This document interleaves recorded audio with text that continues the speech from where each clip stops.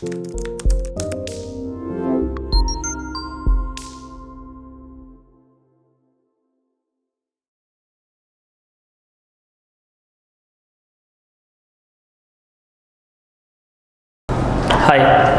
कैसे हैं आप लोग? बढ़िया। चलिए फटाफट से क्लास को शुरू करते हैं। आप लोगों को एक प्यारा सा गुड इवनिंग, ठीक है, हमारी तरफ से, किसलाई की तरफ से, ठीक। चलिए कॉपी पेन ओपन कर लीजिए, आ जाओ। अरे एकदम थकेला टाइप का लग रहा है तुम लोग, थोड़ा एनर्जी दिखाओ, थोड़ा एनर्जी दिखाओ, आ जाओ।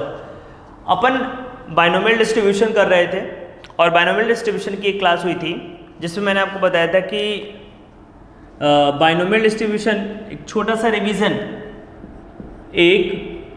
सा रिवीजन क्लास देख लीजिए पिछले लेक्चर का। बाइनोमियल डिस्ट्रीब्यूशन को जे बर्नौली ने लॉन्च किया था इन द ईयर 1700, ठीक। इसके कुछ बेसिक एजम्पशंस थे और वो एजम्पशंस क्या थे कि इसका जो ट्रायल होगा वो फाइनाइट और स्मॉल होगा, मतलब जो नंबर ऑफ n होंगे वो स्मॉल होंगे। उसके बाद इसका जो रिजल्ट होगा वो दो ही रिजल्ट होगा, या तो सक्सेस होगा या तो फेलियर होगा, तीसरा कोई रिजल्ट नहीं होगा। सक्सेस को हमने P से नोटेट किया था और फेलियर को हमने Q से नोटेट किया था, और हमने आपको बताया था कि P plus Q is equal to always क्या होगा, 1 होगा। अगर दोनों की पॉसिबिलिटी मिलाई जाए तो कितना आना चाहिए, 1 आना चाहिए। फिर मैंने बताया था आपको कि ये इंडिपेंडेंट होना चाहिए, जितने भी ट्रायल हैं वो सभी के सभी क्या होने चाहिए, इंडिपेंडेंट होने चाहिए। ये लास्ट क्लास में हुआ था। और जो बाइनोमियल का फॉर्मूला था, फॉर्मूला जो था फंक्शन ऑफ बाइनोमियल फंक्शन दो था, वो ये था। बाइनोमियल फंक्शन क्या था, NCR into P raise to R into Q minus R raise to minus R N minus R, ये फॉर्मूला था। इस फॉर्मूले पे हम लोगों ने कुछ क्वेश्चंस किए थे आज। अब इसके आगे तो ये पिछली क्लास थी। अब आज की क्लास देखने से पहले आपको पिछली क्लास देखनी पड़ेगी, जिन लोगों ने अगर पिछली क्लास को नहीं देखा है तो। ओके सर, आज हेडिंग आप देख रहे हैं हमारा क्या है, पैरामीटर ऑफ बाइनोमियल। बेटा जो बाइनोमियल के पैरामीटर्स होते हैं वो 2 पैरामीटर्स होते हैं। बाइनोमियल के जो पैरामीटर्स होते हैं वो 2 होते हैं। तो आज जो हम पढ़ने जा रहे हैं वो पढ़ने जा रहे हैं पैरामीटर्स। पैरामीटर्स 2 होते हैं। एक जो पैरामीटर्स अब लिखेंगे मेरे साथ साथ, मीन। पहला पैरामीटर मीन, यहां पे म्यू से नोटेट होता है, जिसका फॉर्मूला होता है n into P, n into P. दूसरा जो पैरामीटर होता है वो होता है स्टैंडर्ड डेविएशन, या आप कह सकते हो वेरिएंस। स्टैंडर्ड डेविएशन ये इसका दूसरा पैरामीटर है, NPQ अंडर रूट में, या हम इसको ऐसे भी कह सकते हैं वेरिएंस। तो variance is equal to NPQ।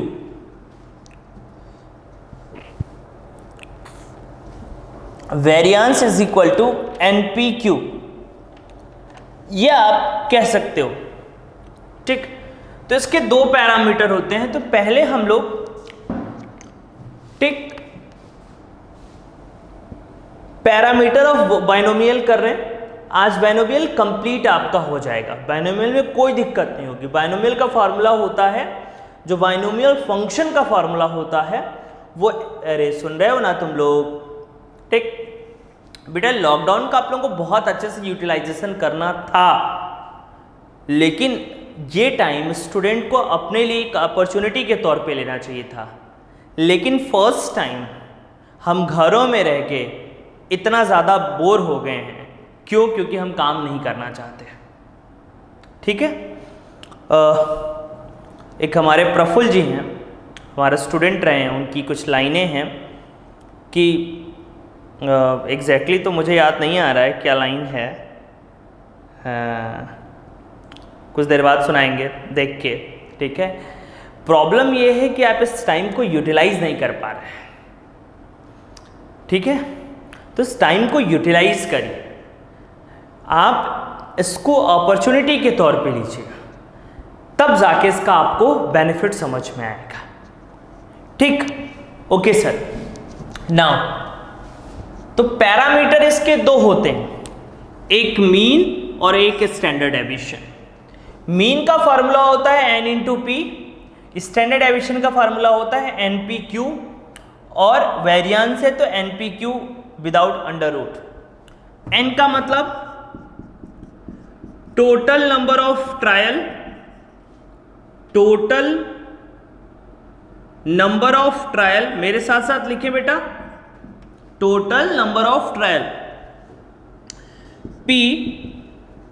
P का मतलब सक्सेस की पॉसिबिलिटी, और क्यू का मतलब फेलियर।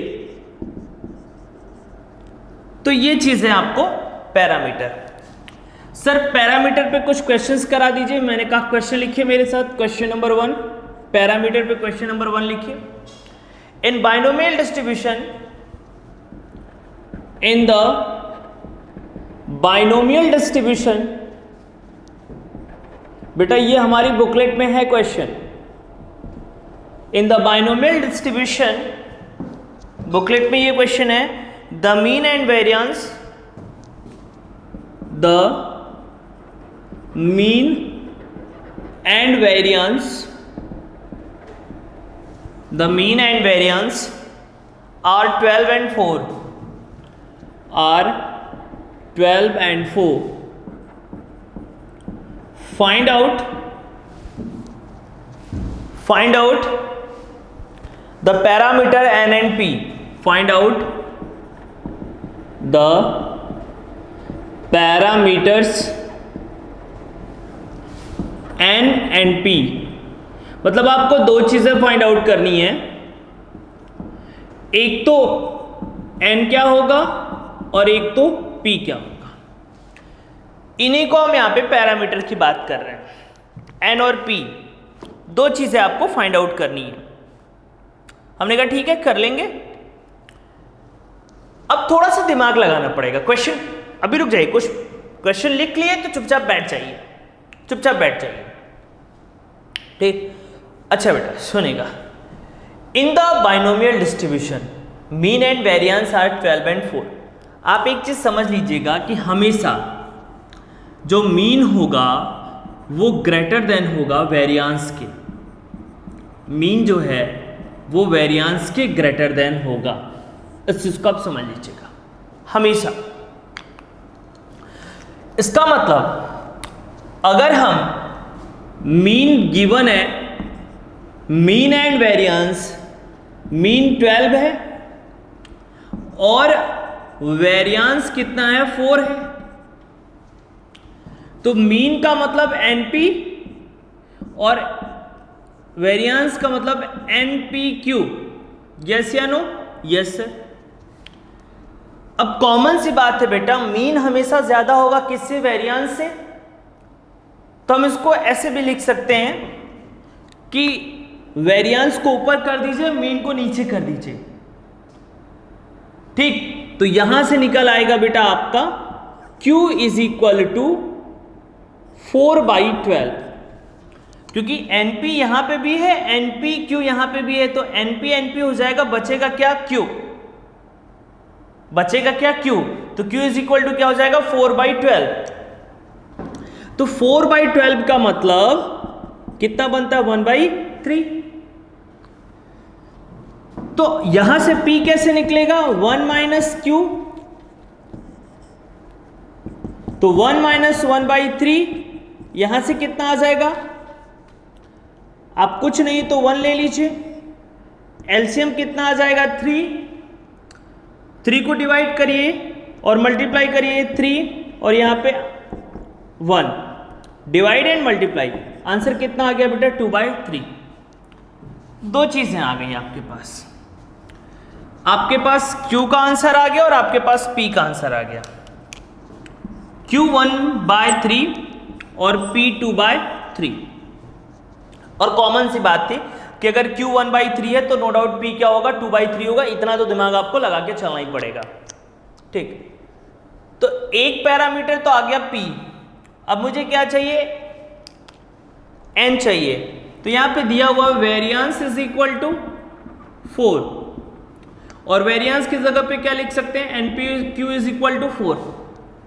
N का आंसर मालूम नहीं, P का आंसर 2/3, Q का आंसर 1/3 इज इक्वल टू क्या हो जाएगा 4।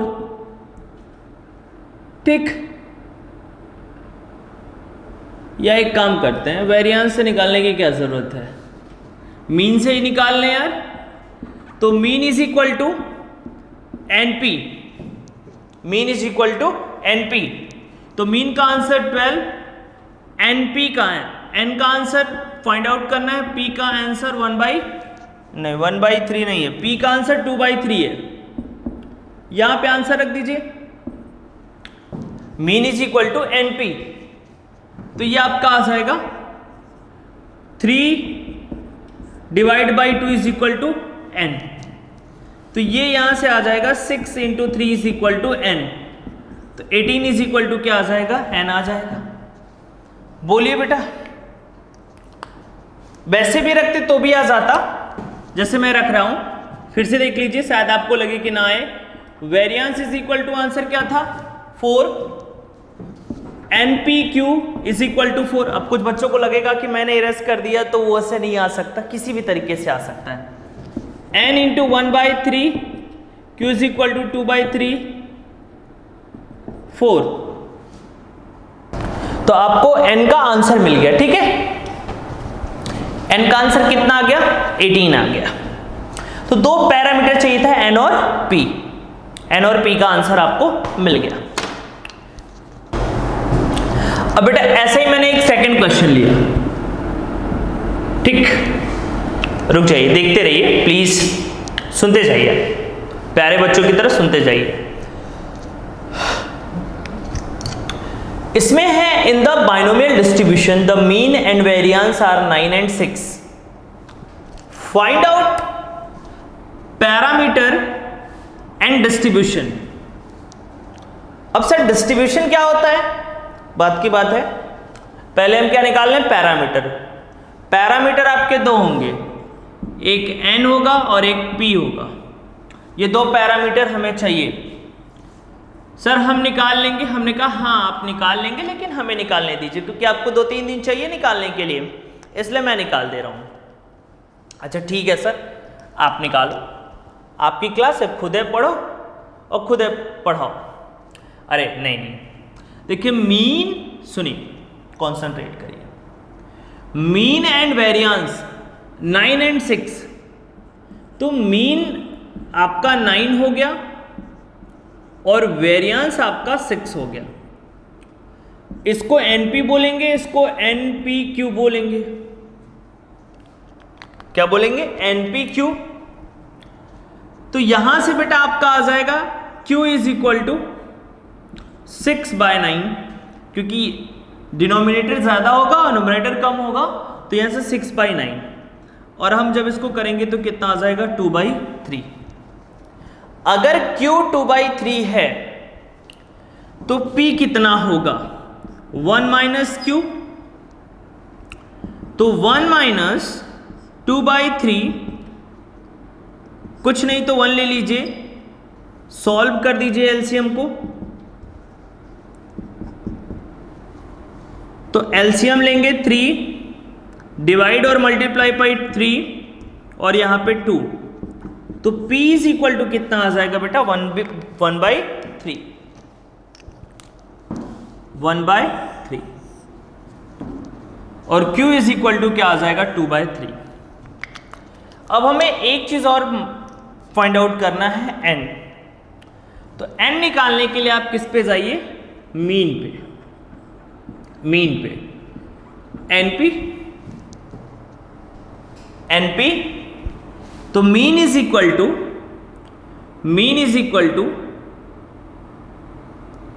कितना है बेटा 9, n फाइंड आउट करना है और p की वैल्यू निकाल चुके हैं 1/3। तो ये 3 इधर आ जाएगा, 9 × 3 divide by 1 is equal to n। 1 का कोई वैल्यू नहीं है तो n इज इक्वल टू कितना आ गया 27। तो पैरामीटर तो मैंने लास्ट वाले क्वेश्चन में भी आपको सिखाया था, पैरामीटर कोई इंपॉर्टेंट नहीं है। तो पैरामीटर मैंने आपको बता दिया। ये से डिस्ट्रीब्यूशन क्या है? डिस्ट्रीब्यूशन का मतलब समझिए बहुत ध्यान से, जो बाइनोमियल फंक्शन होता है उसी को डिस्ट्रीब्यूशन कहते हैं। मतलब सुनेगा, मतलब ऐसे लिखा रहे P is equal to x is equal to r, NCR PR Q N minus r. दिख रहे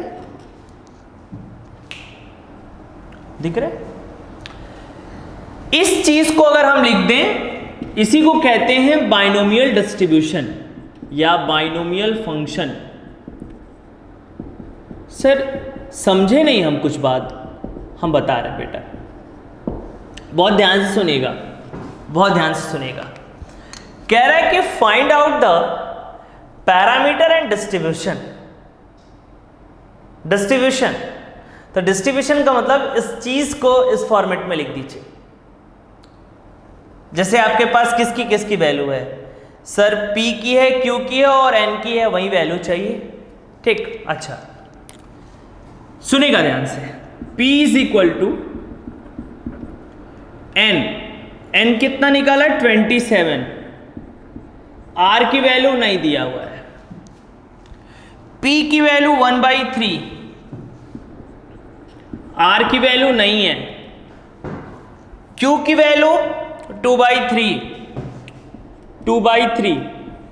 R की वैल्यू नहीं मालूम है, N की वैल्यू मालूम है लेकिन R की वैल्यू नहीं मालूम है।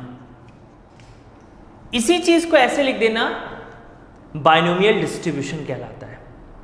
सर एक डाउट है, मैंने कहा बताओ क्या। सर R की वैल्यू क्या होगी? बेटा उसने केवल फंक्शन लिखने के लिए बोला। R की वैल्यू हमेशा याद रखिएगा, जो N होता है उसी N में से R की वैल्यू ली जाती है। जो R होता है वो हमेशा सेलेक्टेड होता है आउट ऑफ N में से ही R की वैल्यू सेलेक्ट होती है, इसलिए R जो है वो 0 से लेके क्या हो सकता है 27 हो सकता है।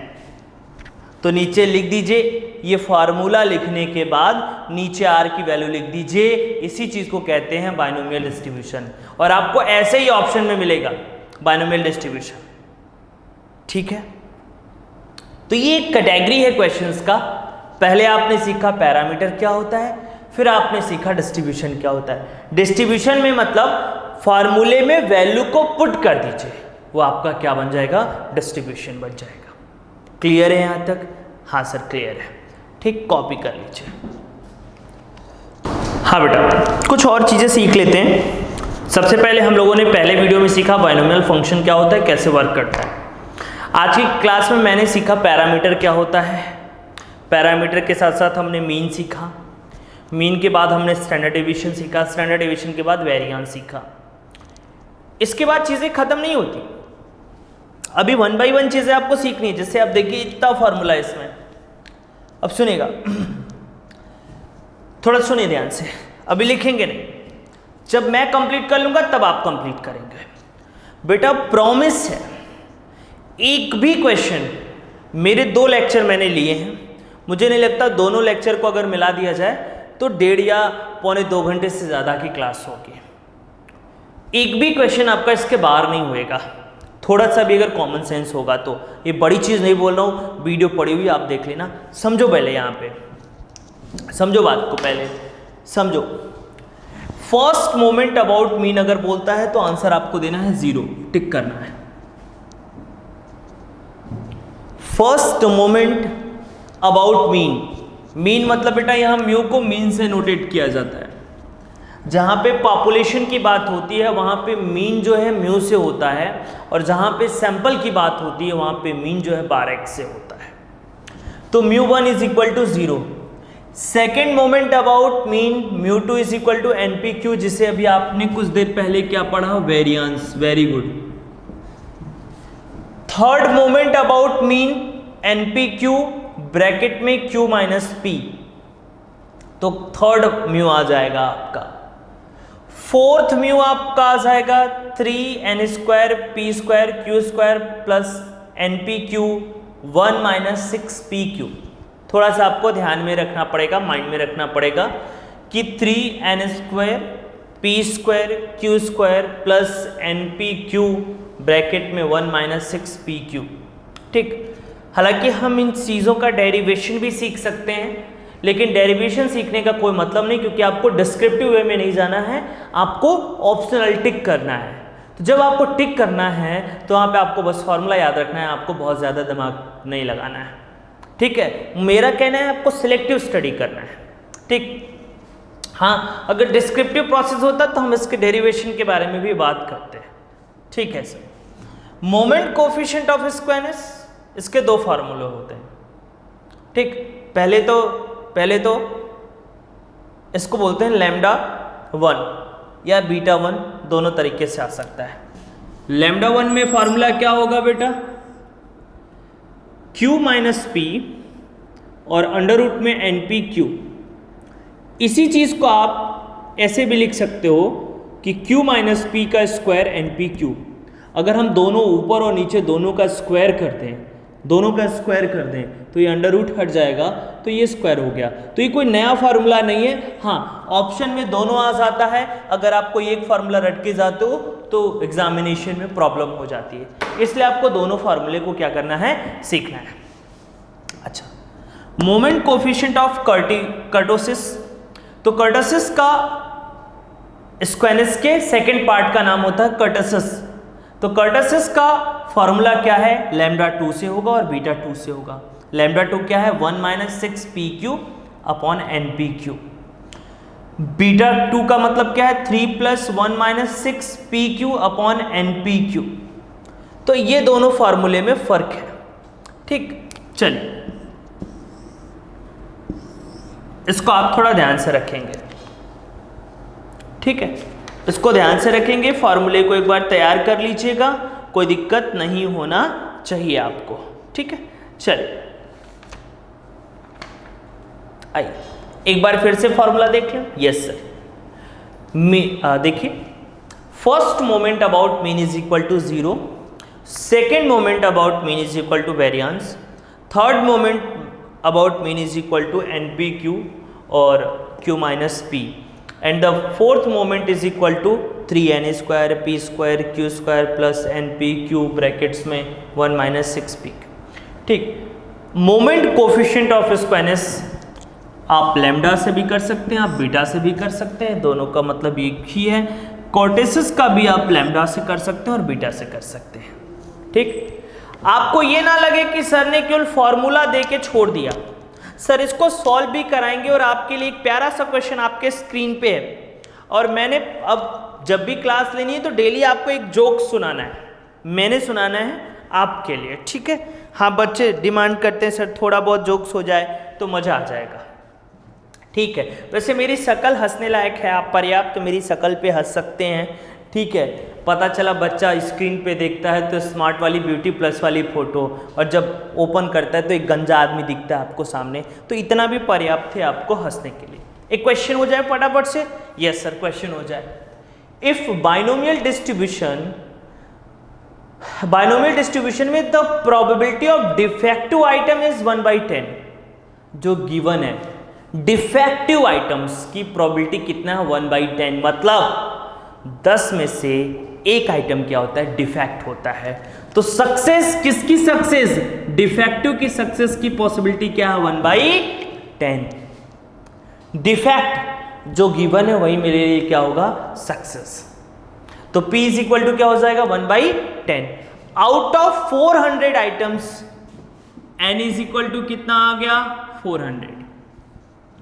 तो कहता है find out mean, variance, moment of skewness और मोमेंट ऑफ कर्टोसिस।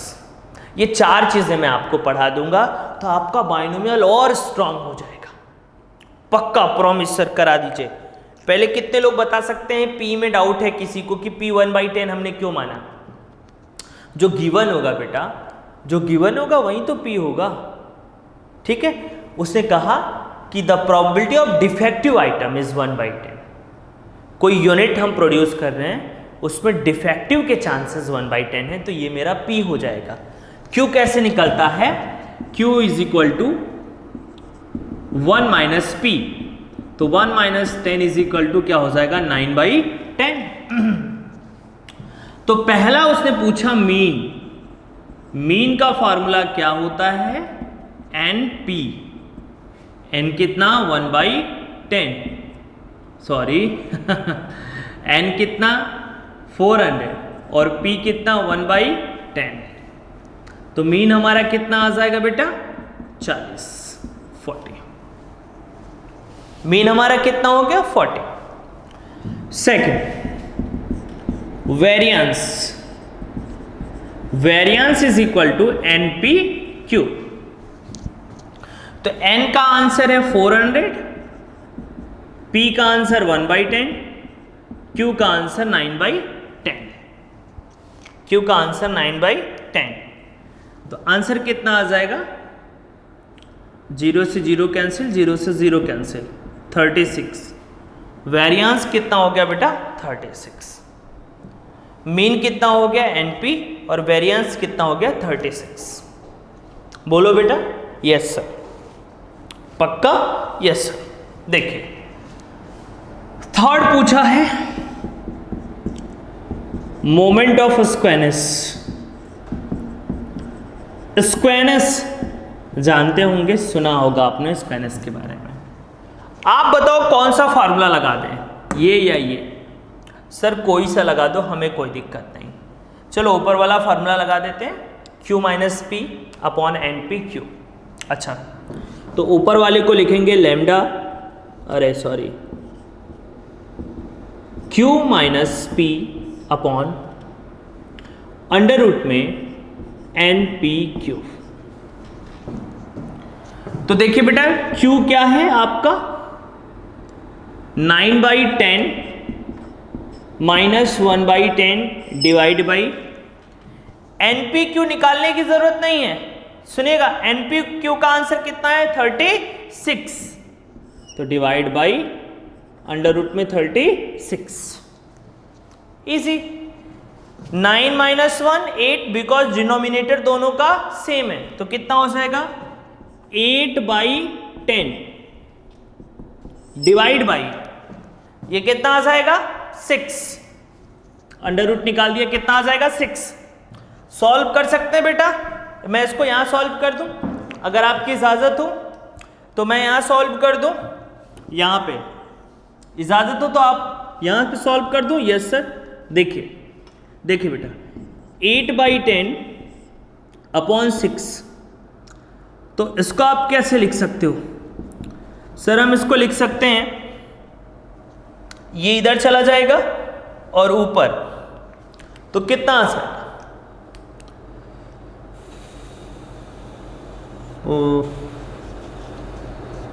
आइए देखते हैं।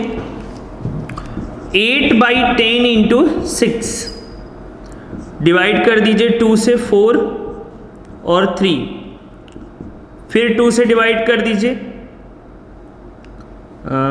कर लीजिएगा या मैं कर दूं? सर करना तो पड़ेगा आपको। तो 8/10 और ये 6 आ जाएगा अंदर, ठीक। तो 2 4 और 5, फिर 2 और 3, आंसर हो जाएगा बेटा 2/15। 5 इंटू 3 कितना आ जाएगा? 15।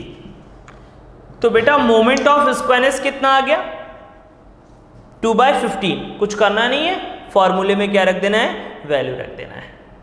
एक चीज और रह गया हमारा, एक चीज और रह गया बेटा, क्या? Moment of kurtosis. तो कर्टसिस को निकालने के लिए आप ये वाले फॉर्मूले में वैल्यू रख दीजिए। 1 माइनस 6, P मालूम है, Q भी मालूम है, डिवाइड बाई NP/Q का आंसर भी मालूम है कितना? 36। तो अपने आप आ जाएगा। तो मैं लगा दूं? हाँ सर लगा दीजिए। अच्छा आप इसको कॉपी कर लीजिए, फिर मैं लगाता हूं। आप इसको कॉपी कर लीजिए, फिर मैं लगाता हूं।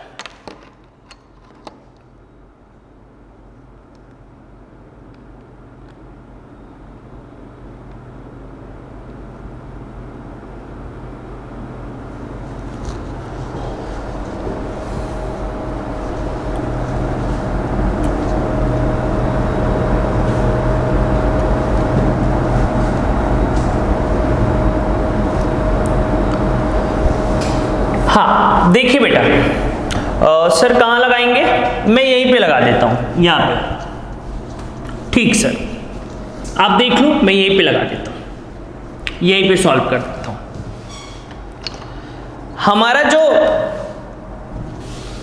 फॉर्मूला है वो है lambda 2 is equal to 1 minus 6 into p. P की जगह कितना रख देंगे? 1/10। क्यू की जगह 9/10 डिवाइड बाई एनपी क्यू का आंसर कितना है बेटा? 36। देन आंसर इज 1 माइनस, ये हो जाएगा 54 डिवाइड बाई 100 डिवाइड बाई क्या आ जाएगा? 36। जब बेटा आप इसको सॉल्व करोगे 1 माइनस 54, तो ये आ जाएगा 46 डिवाइड बाई 100। ये एलसीएम लेके सॉल्व करोगे तो कितना आ जाएगा? 46 डिवाइड बाई 100 डिवाइड बाई क्या आ जाएगा? 36। तो बेटा ये जो है लैम्डा 2 इज इक्वल टू 36 चला जाएगा ऊपर, तो 100 इंटू कितना आ जाएगा? 36। आंसर निकाल लीजिए, कितना आएगा बता दीजिए आप। जो भी आंसर होगा मैं बता दे रहा हूं आपको, आप क्या बताओगे? आप नालायक बच्चे हो। यस सर, तो यह आ जाएगा आपका आंसर 3600, तो 2 से डिवाइड कर देंगे तो 46 divide by 2 that is 23 divide by 1800। ये आंसर आ गया बेटा आपका किसका? मोमेंट ऑफ कर्टोसिस का। तो कुछ करना नहीं है आपको, बस फार्मूले में वैल्यू को रख देना है। अगर आप इतना भी कर देते तो भी आपका आंसर आ जाएगा। तो बेटा सबसे पहले क्या पढ़ा? बाइनोमियल फंक्शन, फिर क्या पढ़ा? पैरामीटर, फिर क्या पढ़ा? मेरे साथ साथ रिवाइज करिए प्लीज। फिर first moment 0, second moment NPQ, third moment NPQ bracket में Q minus P, fourth moment 3n square P square Q square plus NPQ 1 minus 6PQ। फिर स्क्वायनेस का फार्मूला आपने देखा कि Q minus p upon under root में NPQ। फिर आपने kurtosis का फार्मूला देखा कि 1 माइनस 6PQ अपॉन NPQ। इस तरीके से आपने चीज़ों को देखा। ठीक, ओके। अब एक लास्ट चीज़ आप देखिए, एक लास्ट। ठीक, चलिए। हाँ बेटा, अब बिल्कुल आखिरी है। एक क्वेश्चन इसमें आता है, बाइनोमियल में सारी बातें हो गई, एक आखिरी क्वेश्चन है। और आखिरी क्वेश्चन क्या है? एक्सपेक्टेड फ्रीक्वेंसी का। जिससे होता है क्या बेटा, हम ये जो बाइनोमियल पढ़ रहे हैं यहां पे हम फ्यूचर के फॉरकास्टिंग के बारे में बात करते हैं। जैसे हमारे पास कोई प्रीवियस डेटा है, प्रीवियस ईयर का डेटा है, उस डेटा पे हम न्यू डेटा कैसे क्रिएट कर सकते हैं, उसी को हमें यहाँ पे पढ़ना है। अगर इससे आसान भाषा में बात करें तो एक आपको ऑब्जर्व वैल्यू दी होगी, एक ऑब्जर्व वैल्यू गिवन होगी और उससे आपको क्या निकालना होगा? एक्सपेक्टेड फ्रीक्वेंसी या एक्सपेक्टेड वैल्यू। तो ऑब्जर्व फ्रीक्वेंसी गिवन होगा और उससे आपको क्या निकालना होगा? एक्सपेक्टेड वैल्यू निकालना होगा, एक्सपेक्टेड फ्रीक्वेंसी निकालना होगा। तो ये हमारा आखिरी टॉपिक है बाइनोमियल डिस्ट्रीब्यूशन का। इसके बाद हमारा बाइनोमियल डिस्ट्रीब्यूशन क्या होगा? खत्म हो जाएगा। ठीक है सर। तो एक ऑब्जर्व वैल्यू गिवन होगी और आपको क्या निकालना होगा? एक्सपेक्टेड फ्रीक्वेंसी निकालना होगा। जैसे देखिए यहाँ पे calculation of expected frequency, formula क्या होगा? Expected frequency is equal to n into binomial function. देखिए EF मतलब एक्सपेक्टेड फ्रीक्वेंसी, n का मतलब टोटल फ्रीक्वेंसी समेशन एफ बोलते हैं इसको, और ये बाइनोमियल डिस्ट्रीब्यूशन है। ठीक, तो बेटा यहां पे पहले समझिए कैसे निकालेंगे। यहां पे एक्सपेक्टेड फ्रीक्वेंसी का आंसर है capital N into p x is equal to r, और n तो बहुत आसानी से आ जाएगा। इसका जो आंसर आएगा वो कैसे आएगा आपको मालूम है? सर नहीं मालूम है। ये देखिए NCR into p into Q minus q raise to n minus r. तो अगर मुझे ये चाहिए तो हमें कितनी चीजें चाहिए? n चाहिए, p चाहिए और q चाहिए। क्या क्या चाहिए? n चाहिए, p चाहिए, q चाहिए, तभी हम एक्सपेक्टेड फ्रीक्वेंसी निकाल सकते हैं। और आपने कुछ देर पहले पढ़ा है बाइनोमियल डिस्ट्रीब्यूशन के पैरामीटर कितने होते हैं? 2 होते हैं, n और p। इनके बिना आप बाइनोमियल डिस्ट्रीब्यूशन में कुछ नहीं कर सकते। तो अगर आपको एक्सपेक्टेड फ्रीक्वेंसी चाहिए तो आपको क्या चाहिए? n चाहिए, p चाहिए और q चाहिए। ओके सर निकालने की कोशिश करते हैं। मैंने कहा जी बिल्कुल निकालने की कोशिश करते हैं। आइए जरा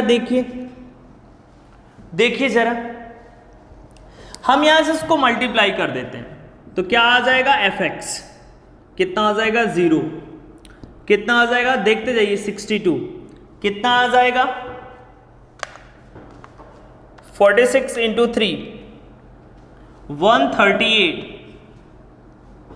30 16। इसका टोटल कर दीजिए क्या हो जाएगा? Summation F. इसका टोटल कर दीजिए क्या हो जाएगा? Summation F x. तो यह आ जाएगा 62, 0 प्लस 62 प्लस 138 प्लस 30 प्लस 16 246। बहुत ध्यान से सुनिएगा। यहां से क्या निकाल लीजिए बेटा? मीन इज इक्वल टू क्या आ जाएगा? Summation F x upon summation F. 246 divide by summation F की वैल्यू ऐड कर लीजिए 28 62 46 110 150। कितना आ गया बेटा? 150। ये आंसर आपका आ जाएगा।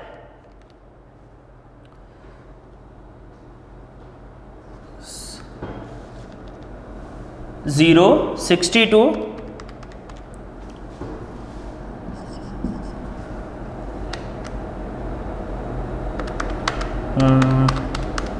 हाँ ठीक, सॉरी 200। यह आ जाएगा आपका बेटा 200 डिवाइड बाई 150। तो मीन का आंसर कितना आ जाएगा? मीन का आंसर अगर आप इसको देखें ऐसे तो 0 से 0 कैंसिल हो जाएगा और ये आपका आ जाएगा, कितना आ जाएगा? 5 नहीं 4/3। तो मीन का आंसर कितना आ जाएगा बेटा? 4/3। और बाइनोमियल डिस्ट्रीब्यूशन में सुनते जाइए, मीन को क्या लिख सकते हैं? NP। सही है? अच्छा क्या लिख सकते हैं? NP। n जो है N4, ये जो वैल्यू है इसकी जो मैक्सिमम वैल्यू है ये 4 होगी। तो n जो है वो हमारा 4 होगा। कुछ बच्चे कहेंगे सर कैसे 4 होगा? बेटा ये जो x है ये नंबर ऑफ ट्रायल है, 0 1 2 3 4। तो जो n की मैक्सिमम वैल्यू होगी वो कितनी होगी? 4 होगी। मैक्सिमम वैल्यू कितनी होगी? 4 होगी। मतलब हम किसी कॉइन को कितनी बार टॉस कर रहे हैं? 4 बार टॉस कर रहे हैं। तो मान लो हेड आने की पॉसिबिलिटी 28 बार जो है कुछ ऐसा आ रहा है, या क्या बोले, मतलब आप समझ लीजिए कि x का जो वैल्यू होगा, मैक्सिमम जो वैल्यू होगा वो n होगा। सिंपल सी बात, x की जो मैक्सिमम वैल्यू होगी वो n होगी। बाकी चीज़ें बाद में बात करेंगे। तो बेटा अब इसको सॉल्व करेंगे तो क्या हो जाएगा? p is equal to 4/3। ये मल्टीप्लाई है, यहाँ पे आएगा डिवाइड हो जाएगा 4, तो 4 से 4 कट गया, कितना आ गया 1। तो P इज इक्वल टू कितना हो जाएगा 1/3। अब कुछ लोग 4 से 4 कट करके कहेंगे सर केवल क्या बचा 3, तो उनके लिए क्या बोलूं मैं, काटना उनको बहुत पसंद है भाई। अगर आप टेबल पढ़ोगे तो 4 1 जा 4 ही तो पढ़ोगे ना, तो ऊपर कितना आएगा 1 आएगा, तो 1/3।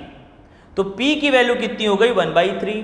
तो बताइए Q की वैल्यू कितनी आ जाएगी, तो 1 माइनस P, तो 1 माइनस 1/3, Q की वैल्यू कितनी आ गई 2/3। आपके पास N की भी वैल्यू आ गई, आपके पास P की भी वैल्यू आ गई, आपके पास Q की भी वैल्यू आ गई, NP Q तीनों की वैल्यू आ गई। अब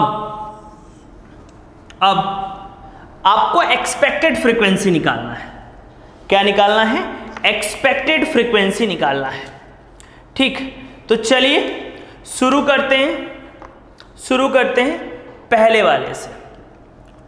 इसका पहले वाले वैल्यू की बात करते हैं, यहां से फर्स्ट, सेकंड, थर्ड, 4, 5। सुनेगा, पहले आपने NPQ निकाला, मैं NPQ को यहां लिख देता हूं। N की वैल्यू आपको मालूम है 4, P की वैल्यू 1/3, Q की वैल्यू 2/3, NPQ आपका आ गया। अब सुनिए जरा ध्यान से, ये जो फ्रीक्वेंसी दिया गया है इससे बोलेंगे ऑब्जर्व फ्रीक्वेंसी। क्या बोलेंगे, ऑब्जर्व फ्रीक्वेंसी बोलेंगे। हम जो निकालने जा रहे हैं वो क्या है, एक्सपेक्टेड फ्रीक्वेंसी। यहां लिख सकते हैं एक्सपेक्टेड फ्रीक्वेंसी हम निकालने जा रहे हैं, जो उसका क्या नाम है, एक्सपेक्टेड फ्रीक्वेंसी। ओके सर, कैसे निकालेंगे देखिए। सबसे पहली जो एक्सपेक्टेड फ्रीक्वेंसी है, फ्रीक्वेंसी उसका जो फॉर्मूला होगा N into Px is equal to R। ठीक, तो पहले हमें क्या निकालना है, Px is equal to R, और यहां पे R जो है, सबसे पहला जो R है वो है 0, तो फॉर्मूला हो जाएगा NCR into Q, sorry P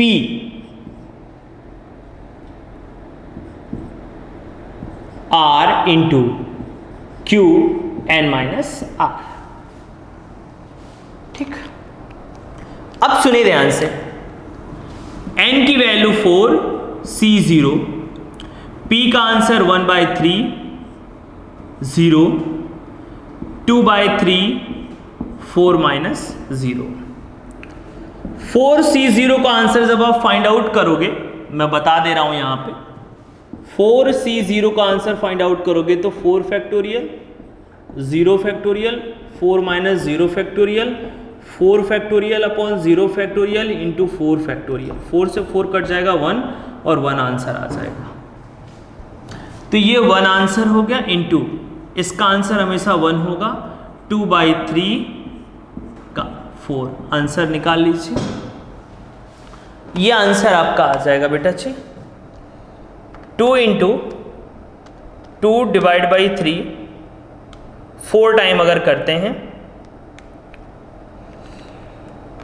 तो 0.66, 0.66, 0.66, ये आंसर आपका आ जाएगा 0.1916। पहला आंसर जो आएगा Px0 इज इक्वल टू 0.1916। ठीक, अगर आप इसको अप्रॉक्स में करोगे तो आंसर दूसरा आएगा। हुआ क्या है, मैं बता दे रहा हूं, पहले नहीं पता चला, आप कैलकुलेटर लेके करें, इसको डिवाइड करेंगे कितना आएगा 666 आएगा, तो मैंने केवल 6 लेके मल्टीप्लाई किया है। समझ में बात आ रही है ना। अगर आप इसको 6 7 लेके मल्टीप्लाई कर दिए ऐसे, तब आंसर दूसरा आएगा, मैं उसको भी कर दे रहा हूं आपको। तो ये आंसर आपका आ जाएगा 0.67 इंटू 67 इंटू 67 इंटू 67। ठीक है, तो ये आंसर दूसरा आ जाएगा।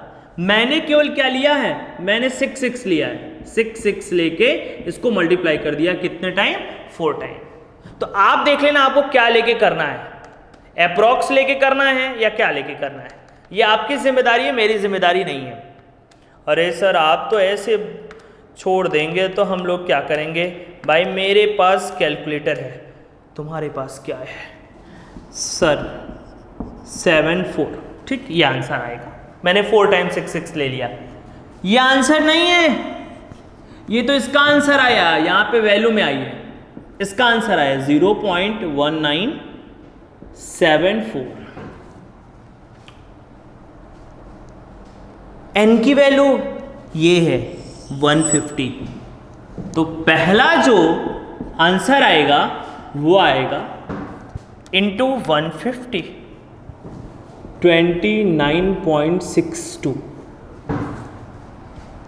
तो पहली जो ऑब्जर्व फ्रीक्वेंसी आएगी, सॉरी एक्सपेक्टेड फ्रीक्वेंसी आएगी, वो 29.63, या आप इसको अप्रॉक्स में कितना बोल सकते हो? 30 बोल सकते हो।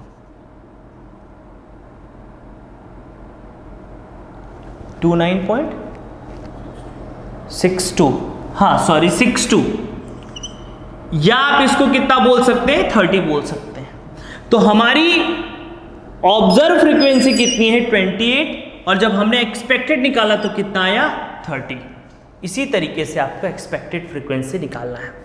जब आप बेटा सेकंड एक्सपेक्टेड फ्रीक्वेंसी निकालोगे, आप सेकंड, तो फिर आप E ब्रैकेट में F n इंटू, फिर वही फॉर्मूला लिखोगे P x is equal to R। फिर आपको सुनते जाइए, x इज इक्वल टू, अब R की वैल्यू यहां पे 0 रखें, यहां पे कितना रखना होगा? 1। फिर क्या निकालोगे? NCR PR Q n minus R। बच्चा कह रहा सर बस मत रुलाओ, हमने कहा ना ना मैं तो रुलाऊंगा तुमको। NCR 4, R की वैल्यू तुमने कितनी रख ली?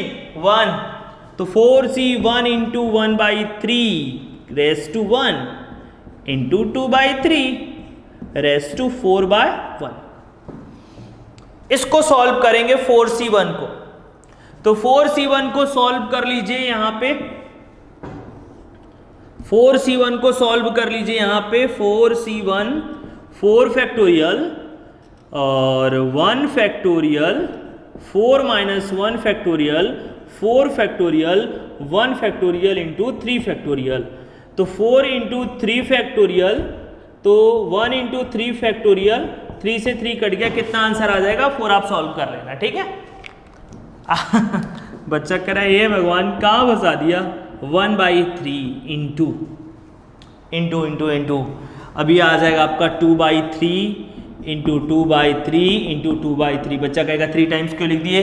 बेटा 4 माइनस 1 कितना आ जाएगा? 3, तो 2/3 2/3 2/3 हो सकता है। आंसर सॉल्व कर लीजिए। बच्चा कह रहा बाप रे कहाँ फंसा दिया प्रभु? 2 into 2 into 2, 4 into 8 divide by 3 into 3 into 3 into 3 81, तो 32 डिवाइड बाय 81, दैट इज 0.3950। ये आंसर नहीं है, आंसर यहां पे आइए। n की वैल्यू 150, फ्रीक्वेंसी कितना होगा? 150 इंटू 0.3950, तो इंटू 150, यार 59.25, 59.25। तो जो हमारा एक्सपेक्टेड फ्रीक्वेंसी है वो यहां पे कितना आ जाएगा? 59.25, या अप्रॉक्स में कितना बोलोगे? 59। देखो पहली ऑब्जर्व वैल्यू कितनी थी? 28, और यहां पे कितना है? 30। दूसरा यहां पे ऑब्जर्व वैल्यू कितना है? 62। यहां पे कितना है? एक्सपेक्टेड कितना है? 59। एक्सपेक्टेड कितना है? 59। ठीक, इसी तरीके से सुनते जाइए। इसी तरीके से आप एक बार x में क्या रखेंगे? 2 रखेंगे, फिर क्या रखेंगे? 3 रखेंगे, फिर क्या रखेंगे? 4 रखेंगे, तो सबकी क्या आएगी?